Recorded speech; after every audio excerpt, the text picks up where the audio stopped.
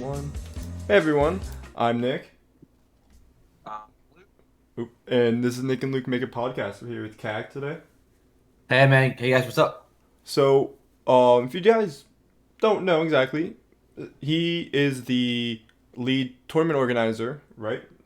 Lead tournament That's organizer? correct. Yeah, For the yep. Smash World Tour, which is a pretty recent circuit for the Smash Bros. Scene, which was supposed to happen last year, but unfortunately, due to COVID and everything, got pushed back and delayed for a bit. So, I guess can you explain the basics and quick rundown? Yeah. So the basic idea of the Smash World Tour is that it's a circuit that's gonna last for the entire year basically, and the World Tour already started, but essentially, from now up until the last weekend of May, every single weekend we're gonna have a qualifier for a different region around the world. So like Mexico, South America, Europe, Japan, etc., etc. And these are all like online qualifiers. From there, the top 8 or 16 of those qualifiers, depending on the region, will then qualify for their regional finals, which will happen offline in the second part of the year, which will be from June up until November. And then from there, the top six or so placing players from those regional finals will then qualify for the grand final championship series event in December. So that's the general idea. We're basically getting the best players from every region around the world together in one circuit to determine who is the Smash World Tour champion. So Cool. Yeah. So of course the problem with an event like this is online. Um. So of course there's the questions of, oh, how much work is this going to take? How does this affect play? I just want to know how annoying was the first qualifier to run, because you ran like 12 hours, you could maybe or so of. yeah, so the way the qualifiers work is that on Saturday we just run the pool, so like your standard, online tournament pool that everyone knows. It only takes, like 2 3 hours. It's not a big deal. The biggest challenge though is on Sunday. On Sunday is both top 32 of the main bracket as well as the last chance qualifier.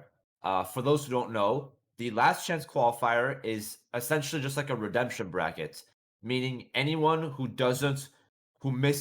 loses in the main bracket and doesn't qualify for the regional finals is automatically entered into the last chance qualifier.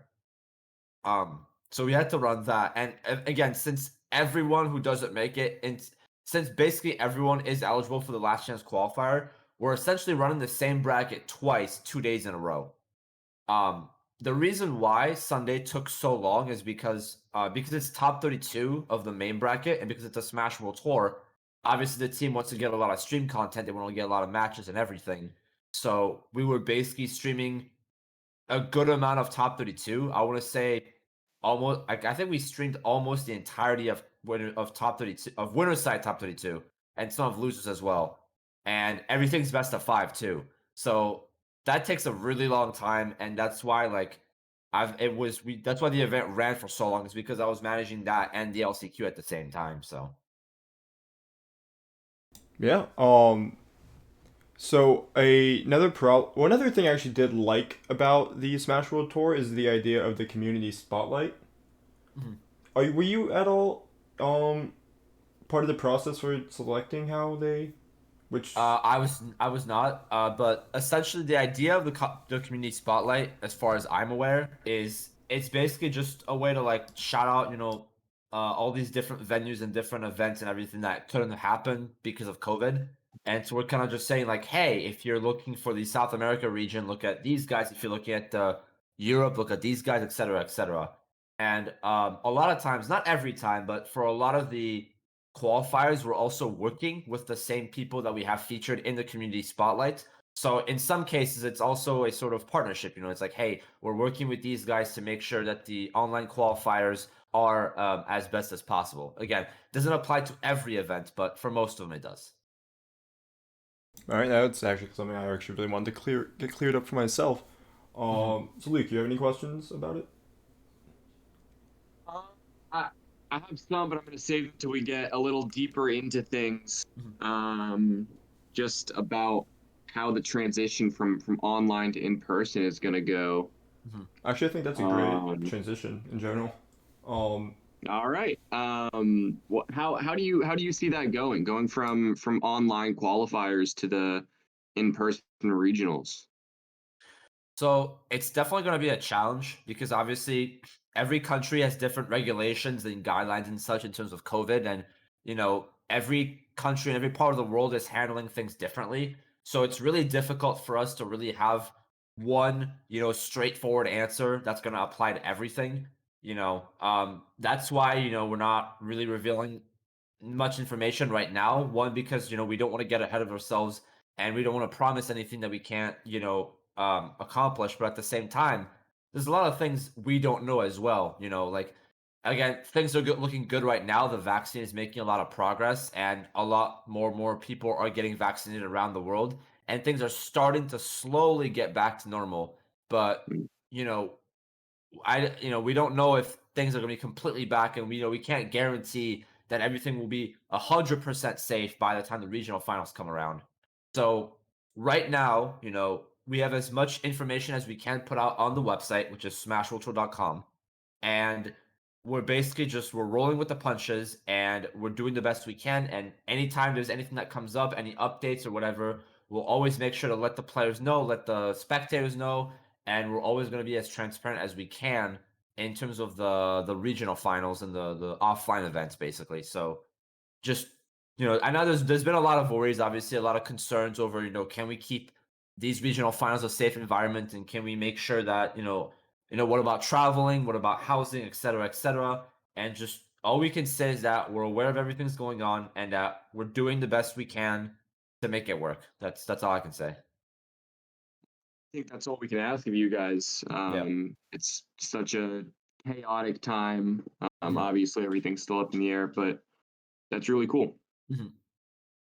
Yeah, we're definitely not gonna rush anything. We're not trying to force offline to return in any way. We're not trying to say like, all right, it's been a year, like let's get back to offline. Like that's not what we're trying to do. Like we're just trying to put on an amazing experience for both the players and the viewers at home. And obviously everyone wants the offline Smash to return. And I think the end of 2021 is probably it's looking like it is possible that we can start seeing a return considering the way things are going. But again, it's not a guarantee. It's it's a prediction. We're paying attention to everything. We're being really careful and we're really, talking with we're also I'll also remember that we're also working with local TOs around the world to really make sure to get their perspective on things and to see how things are going. I know some regions around the world have already started having some local events, which is great. But obviously, places like Europe and North America aren't really quite there yet. So again, we're actively talking with the local regions and local TOs and local organizations to formulate the best plan possible for when the regional finals come around.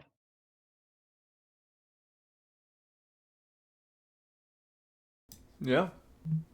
Um, so a big part of the world tour, I guess, is also so you mentioned that there is a small amount of players that can actually make it through with Mhm. with each qualifier. For instance, North American Northeast North American Northeast has about what at least 12 states and a few territories out in Yeah. Canada. Hmm. Um, Correct. and can only 8 players can make it through. Yeah. Problem with that is so for reference, guys, if you don't know, the PGR stands for the Panda Global Rankings. That is the offline ranking system, and then you also have the Wi-Fi Warrior Rankings, which is the. Aren't you a part of the panel? Now that I'm thinking about it. I help write the bios for the WWR, but I'm not part of the panel that decides the rankings. Okay. Um. So they're about a fifth of the PGR. The top of the top is from North American East, Northeast. The and 2/5 of the Wi-Fi Warrior ranking is also from Northeast.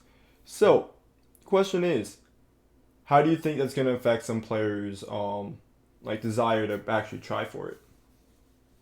Um, it's definitely going to be challenging. So again, I also want to clarify that I wasn't involved in the decision making of the in terms of the structure of how the regions are divided and how many players make it through. Um, my main job is just to run the event. However, from my understanding, I could tell you that there were two things that was in mind when like kind of planning the world tour is obviously making sure that the regions are divided in a fair way competitively, but also, and this is probably also a big thing, is to make sure that the connections are as best as possible. Obviously, everyone knows Ultimate Online, everyone knows how lackluster it is, and everyone's got the same issues with it. We all know how it works. What we've tried to avoid is we've done our best to keep the players in as close of a regional proximity as possible, while also staying within the realms of the circuit and the progressions and everything. So for what was done for North America is it was divided between the four different corners: northeast, southeast, uh, northeast, southeast, northwest, southwest, and the the regional finals for North America, there's two regional finals for North America. There's the North America East and North America West. However, instead of having an online qualifier for North America East and North America West, we had a qualifier for Northeast and Southeast and a Northwest and Southwest. One, it's to make sure to avoid any to make the connections as good as possible, because I know like from like Massachusetts to Florida is quite the distance. And one and two, um, again, like you said, there's a high concentration of top level players on the East Coast and especially in the Northeast. So imagine if we had the Northeast players and the Southeast players in the same bracket, and only top 16 of them will make it out. Like I think again, I don't know what the thought process was, but I can imagine that would be pretty chaotic. And so I think the best solution was to keep it to divide it both. And because the regional finals is top six is sorry, top 16. Um I think it was best to just keep it top 8 for Northeast and Southeast. Um it's true that there are going to be a lot of really strong players that probably aren't going to make it to the regional finals, and it might turn away some people from competing. Um, but at the same time, it's a Smash World Tour. It's probably the most competitive event of the year, and we as much as we can try to have as many spots, in the regional finals, we can't. Not everyone's going to make it. There's going to be winners. There's going to be losers. But all we can hope is that we can provide the best competitive experience.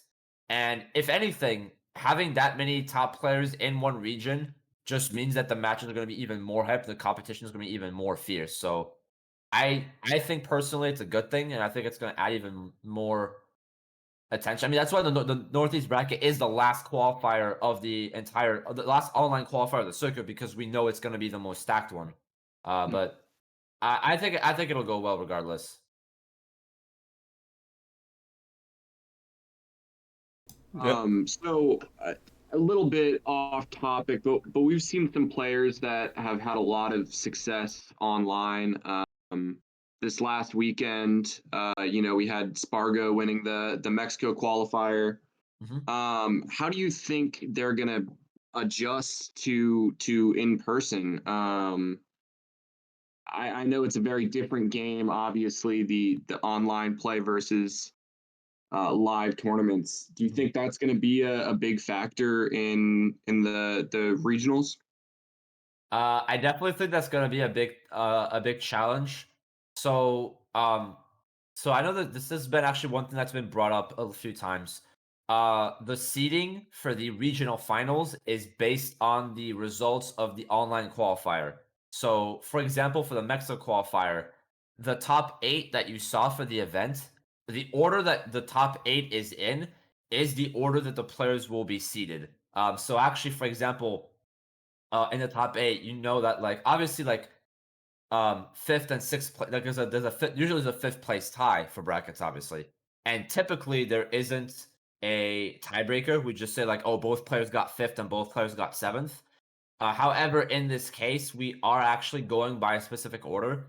Now, for seventh and eighth place, which is Cloudy and Andric, they did play a set in grand finals of the LCQ, so we know in what order to seat them. However, obviously in the main bracket, I believe it was Nair and Alan Dis tied for fifth place. So what we actually ended up doing is we had them play a set off stream to determine as a tiebreaker to see who we get the fifth seed and who we get the sixth seed. And Nair actually won that set and ended up claiming the fifth seed for the regional finals. But in terms of performance and in terms of how the bracket will play out, I think it'll definitely be. I definitely think there's going to be a lot of upsets, and I definitely think on paper it will definitely look weird. So, like for example, Leo didn't. So we all know Leo is the number one player in the world. We all know he's number one on the PGR. Everyone knows he's the best player. But Leo isn't gonna be first seed at the Mexico regional finals because he didn't win the online qualifier. And I know a lot of people will definitely get mad for that, and they'll say like, "Well, does it make sense? It's now that it's offline. Like, there's a good reason for MK Leo to be first seed." But at the same time, if and this is my opinion, by the way, this isn't like an official wording or anything. I think if we were to reseed all the regional finals, um, even if we had to reseed every single regional final, knowing that it's an offline bracket, what would we base the results on? Because like obviously we can, seeding an offline bracket based on online results is one thing. I agree. That's a debate that's been discussed a lot on Twitter. But if we're talking seeing an offline bracket based on offline results, the last major offline event that happened in North America, at least, is CEO Dreamland, which was a year ago. And that's for North America. Now imagine obviously some other regions had brackets later on in the pandemic, but it's been a whole year, and in that year, a lot has changed. There's been a lot of patches. There's been new DLC. The meta's changed. Like a lot of things have changed. So as much as we can reseed regional finals based on offline results, I personally don't think it will be quite accurate, and I think it will be a disservice to the players that have been putting in the work online and that have been getting better, that have been grinding for so long, and that deserve a higher seed at these events. Again, we're not saying necessarily that all these online players will be seeded higher than the PGR players, but I think it's safer to just say, look, we're going to base the seeding off of the online qualifier results rather than try to adjust everything on the fly and then say and then try to basically predict, who's still good and who fell off and this and that. So there's going to be upsets, sure, but it's not something that we can control. It's just the nature of how things are with the circumstances that are at play. So I think that makes a lot of sense. Yeah. mhm. Yeah. So I guess I actually have some questions for you. So as one of like the three main TOs, I'd say at this point online, Mhm. offline you were a pretty, I would say pretty like East Coast at least known TO. To my Yeah, knowledge, you helped out with SmashCon. yeah, pretty East Coast focused. Um, how do you think the transition from being a little more East Coast based to having control over a whole continent, pretty much, in terms of tournament organizing? How do you think you adjusted to that? Um, I'm definitely excited, and I mean, I think I have a pretty good chance at just being more involved with these major events, and obviously we don't know when these events will come back, and obviously, as much as I've been doing a lot of work online and that I've proven myself to be a valuable asset for these major events and major organizations, that doesn't mean I'm going to necessarily replace everyone that's ran events before. Obviously the Genesis, all the offline TOs that have been kind of taking a break over the pandemic will obviously want to come back and host their events as well. So I don't want people to think that the online TOs are necessarily going to replace the offline TOs. But I think more so we're going to be working alongside some of the offline tiers that have been taking a break and helping them adjust to the new results, to a new player base, and a lot of that just adjusting to a lot that has changed over the last year or so. Um, but I'm definitely really excited. I think it's gonna be great going back to offline, and you know, I've been very involved with the Florida. I'm very very involved with the Florida community. And before moving to Florida, I used to live in New England, so I'm also very involved with that community. So I definitely have a very strong base in terms of the East Coast. But I'm excited to work with more regions, with more events around the U.S. and even around the world. Honestly, um, it's funny because a lot of people I think in the beginning of the pandemic, a lot of people thought I was just like, were thinking like, oh, are you an online CEO now? Are you gonna give up with offline once the pandemic ends and everything? And I'm like, no, I'm not gonna. I didn't just give up on offline. When the pandemic returns, obviously I'm gonna return offline, and obviously I'm gonna go back to running offline events and offline regionals and majors and such. But I'm not gonna forget about online either. Obviously, we've made all this progress, and I don't want to just leave behind this entire community. I still want to do things for the online community, and a big thing that I want to do is I want to basically merge the online and offline communities together and help some of the online players that didn't get a chance to compete offline to attend these majors and everything and give them more recognition and everything. So it's a long process, but it's something that I want to work on personally. Um, and obviously, I want to try to get some of these some of the online TOs and online studios and everything to be more involved with these bigger events or even just with their local regions to not only introduce them to the offline environment and how the offline scene works, but also just saying like, hey, these guys have been working really hard for the past couple months and for a year now. I think they deserve at least a chance to get involved and at least be a part of the offline scene and seeing how things work in that aspect because the offline and online communities work very differently. Um, and so I don't think it's fair to either sides to really be black and white on this. I think it needs to be a collaborative effort, and I think the community needs to come together for this sort of thing. So again, it's gonna take time, it's gonna take a lot of adjusting, and there's gonna be some conflicts here and there, but I think it'll be a smooth transition. Yeah, sounds like a really great plan. Yeah, that sounds fantastic. Mhm. So, so again, I saw this question on Twitter earlier, and I was pretty. It's been stuck in my brain. So let's say you're given, an unlimited budget for a tournament. Where are Yeah. you hosting it, and what are you going to do with the money? That's a good question, actually. So if money wasn't an issue, let's say some sponsor out there or an investor, an angel investor, or someone, it's for hypothetical sake, Nintendo. is telling me that yeah, let's say I mean Not even in a hypothetical can I believe this. yeah, but right, like that's the most like insane scenario. But let's say hypothetically, I'm given a blank check, a credit card, and I'm told go loose, go ham, go wild, do whatever you want with the money. You host a major somewhere. Um, Personally, now obviously it's impossible to find. I don't think there's one perfect region for a major. I don't think there's one location that we can say for sure this is the best location to host a major.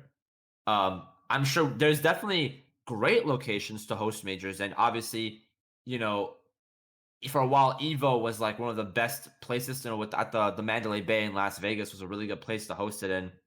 Obviously, California has numerous, amazing venues to host it in. Obviously, the East Coast has a ton of places. Europe has a ton of places to host it in.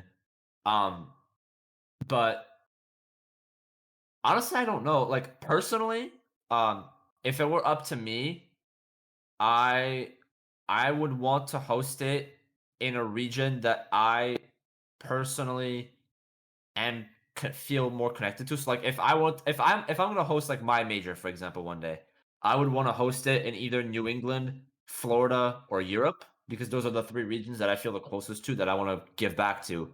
But obviously, New England has Shine, Florida has CEO, and Europe also has a bunch of well, Europe had Albion, but I know obviously Albion right now isn't, as far as I know, isn't coming back. But they have some other bigger events as well. So you could say, okay, well, let's say those those events, those regions already have majors. Where can I host it?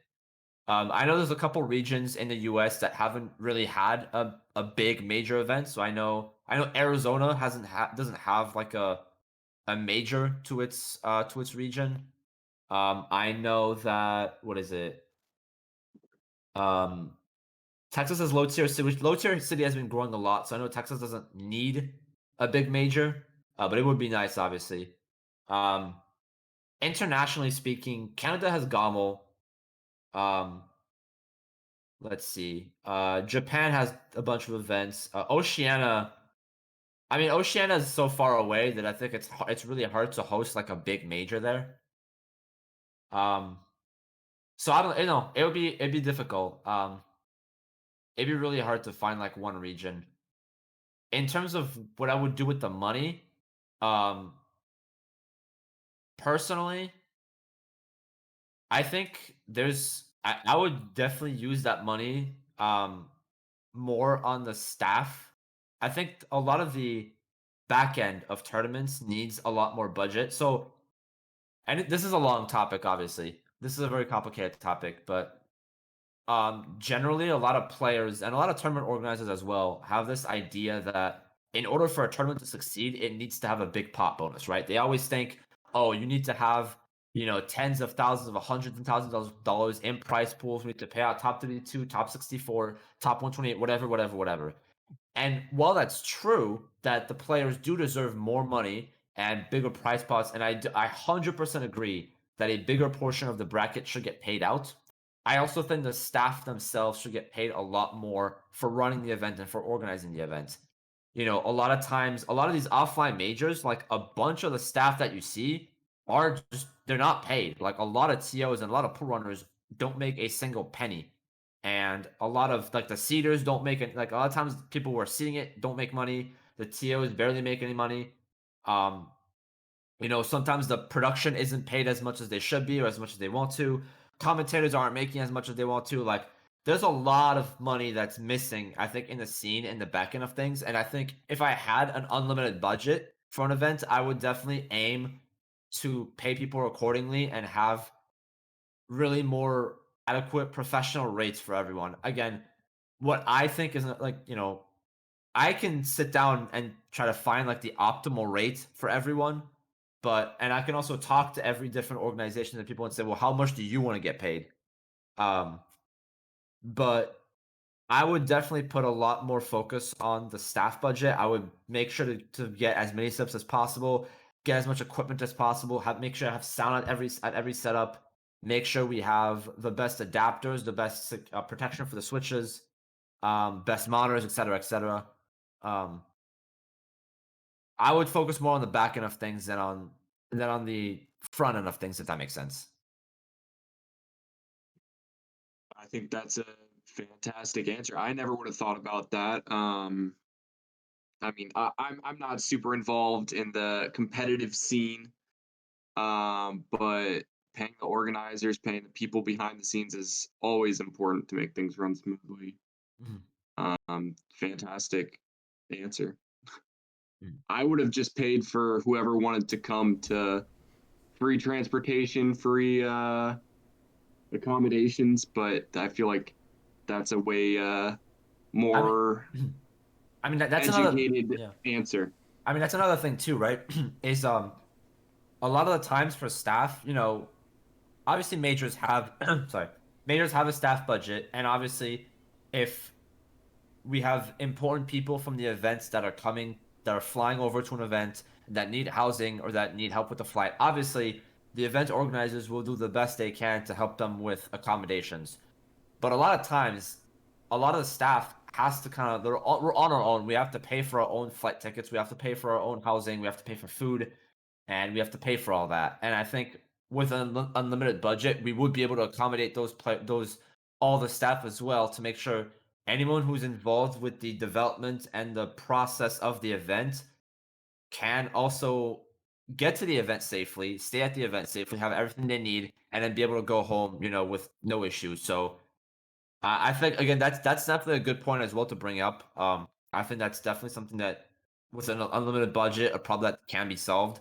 But um, Yeah, but I mean, we've pretty much covered. I think that's covered pretty much everything that I think needs to be focused on more first before looking at like bigger prize spots and such.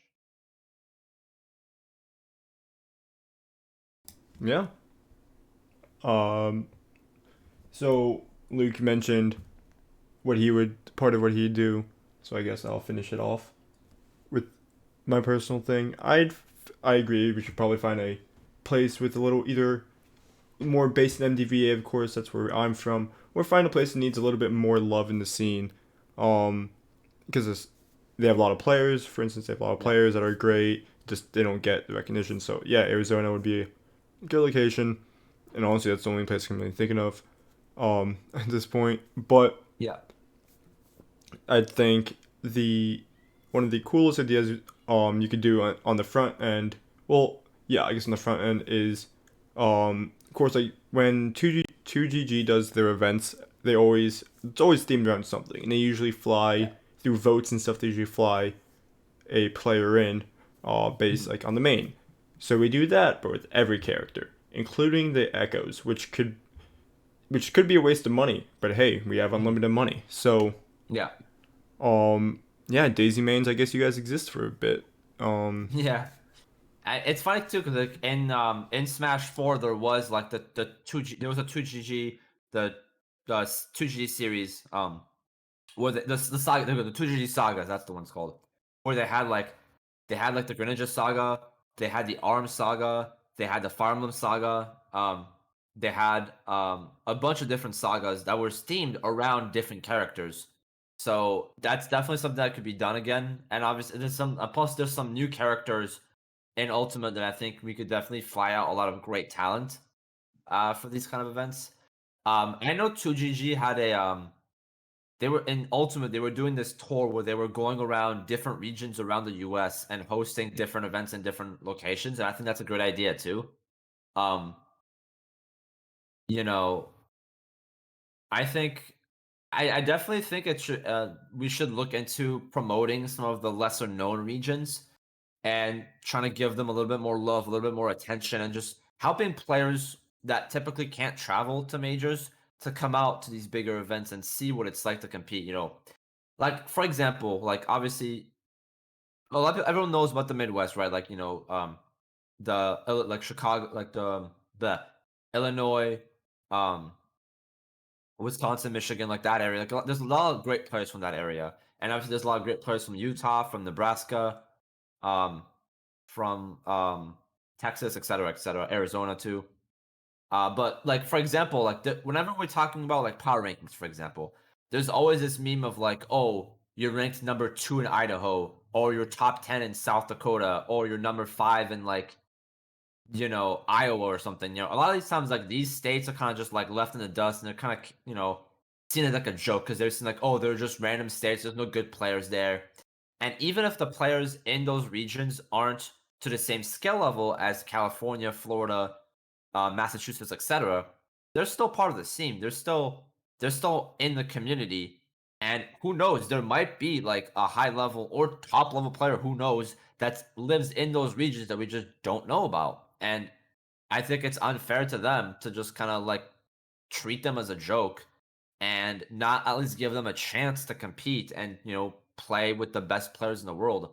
So I think it would be cool to kind of to maybe help bring out those players, or maybe even we don't necessarily have to host like Genesis in like Wyoming. I'm not saying to do that, but at least maybe sponsor any events that happen in Wyoming, or maybe have like a small regional there or something to at least give them something and give them some love and some attention to say, hey, like, look, there is a scene in Wyoming, there is a community there. Let's give them a shout out, or maybe like kind of like what the Smash World Tour is doing with the community spotlight. Maybe different majors can partner up with different parts, different regions, and say like, hey, we're helping sponsor or promote, whatever it is, something, right? To kind of to help give more parts of the US more attention. And on that same note, and I think this is more important personally, I think a lot of regions around the world deserve more attention because a lot of players tend to think that the community is centered around the US and North America, And I think there is truth to that. Like, let's be real. I think the scene is heavily focused on North America and the US. And for a lot of players, for a lot of European players, for a lot of South American players, for a lot of Middle Eastern players, for a lot of a lot of them believe that if you're not doing well in an American tournament, you're not going to get recognized. And I think that's unfair. And I think that you should be given a chance to compete, and you should be able given a chance to kind of show yourself wherever you are in the world. Um, so I think whether it's for the rankings or for hosting bigger events, I think there should be more focus on Europe. There should be more focus on South America, Central America too. I think Oceania deserves a lot more attention. I think even like around like the other countries around Japan, deserve more attention. I know India has a great scene too that deserve more attention. Um, everyone jokes about Africa. They're like, oh, there's no one plays Smash in Africa. There's no Smash scene in Africa. You don't know that. There might be like a really dope Smash scene in South Africa or in Algeria or in Egypt. Like we don't know that. Like who's to say? Like obviously they're not as prominent as the rest of the world, but I don't think it's fair to just ignore them. So I think we should find a way to give more love to those scenes and just say, hey, it's the US isn't the only region that matters. Like every single region around the world matters, and they should get just as much love as attention as the US does, even if they don't have as many top players and representatives, etc. Agree more. I think that's super important. Just give them the chance. Yeah, at least give them the chance. Okay, hear me out here. We have another use of the money. Continental summits. Um, we can expand the summits to 32 people. You have the money for it. We can do it in different continents, of course, so a little bit more. Can get a little more bit exposure to, of course, like the continent of Africa, um, Mhm. Antarctica, I guess, because that is. Yeah, the Antarctican summit would be crazy. I Some hear of the that. best penguin players in the world. But yeah, like of course, we would see North America feel like generally a lot of people are. It's gonna be pretty well known who's there and stuff because North America is in general just a you mentioned earlier just a generally more highlighted scene. Um, Yes.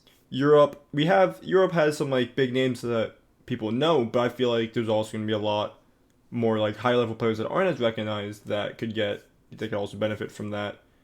And South America, Hmm. BR1 is finally gonna be able to play in a tournament. Poor Um, BR1. yeah, gotta say though, him getting called out by last on stream, funniest shit I've seen. All right, that was a good time. Yeah. Um, but yeah, like Oceania, that general region, it's just a um, summit style for each continent could definitely help pay off, um, growing Yeah. that scene. I think that'd be dope. Yeah, I mean, having like I think obviously Beyond the Summit like owns the Summit brand, but like I think having a sort of like invitational event in these different regions to highlight the players there, I think will be a fantastic idea. Like for example, for Europe specifically, right? During Smash 4, um, a lot like Europe was always fighting to get attention from the North American scene, and there's been a lot of efforts to get the European players to North America and to show North America that the European players are just as good as the North American players. And I think in Ultimate, it's definitely been a lot better. There's definitely been a lot more attention on the European scene, and I'm very, very happy to see that. But I think there can still be more progress that can be made in that regard. Um, but like for example, for like let's look at Ocean. So for example, this weekend is the Smash World Tour Oceania qualifier, which is Australia and New Zealand. Australia has like it's a pretty big country. Like there's a big scene in Australia and New Zealand. Obviously like the main player that comes to mind when you're thinking about the Oceania scene is Ben Gold. Obviously, he's a very famous K. Rool player, and because he did win a regional a while back in Ultimate, but like there's a bunch more players in Australia that also matter. Like there's players like there's Jay Dizzle, there's Extra. There's Luca. Like, there's a bunch of players there, and they deserve like attention as well. Like, it's South America, for example. Like, that's an entire continent down there.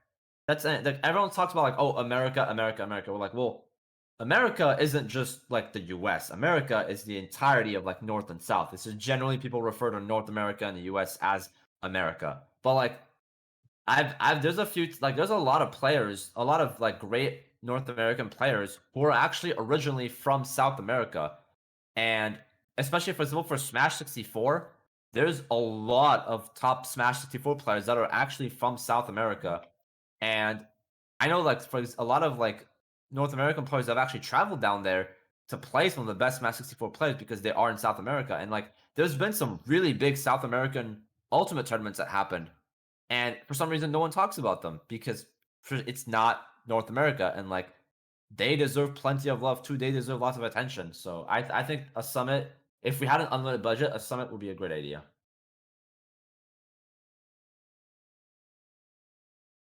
Yeah. What the world tour is doing is fantastic for shining a spotlight on some of those regions. I've never seen.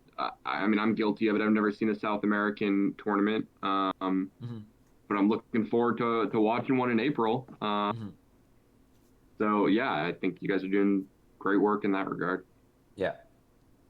And we're doing the best we can. Like, obviously, the Smash World Tour team, everyone that's on the main team at least of the Smash World Tour, we're all North American players and TOs and everything. So obviously we don't know everything about every region. So we don't know everything. Like, obviously, like I myself, I'm very close to the European scene, so I can say a lot about the European scene, for example. And I've also worked a lot with the Middle Eastern scene, but I don't know everyone in Central America and South America and Oceania and such.